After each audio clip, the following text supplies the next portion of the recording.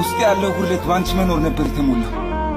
እኔ እኮ ማንም አልነበረኝም፣ ግን አንቺን ሳገኝ በቃ ሕይወቴ ላይ የጎደሉ ነገሮችን ሁሉ እንድትተኪ አምላክ አንቺን የሰጠኝ ስጦታ አድርጌ ተቀበልኩሽ።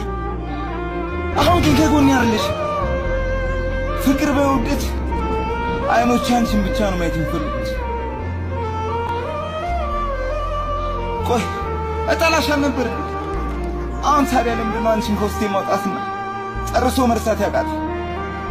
ለምንድን ነው?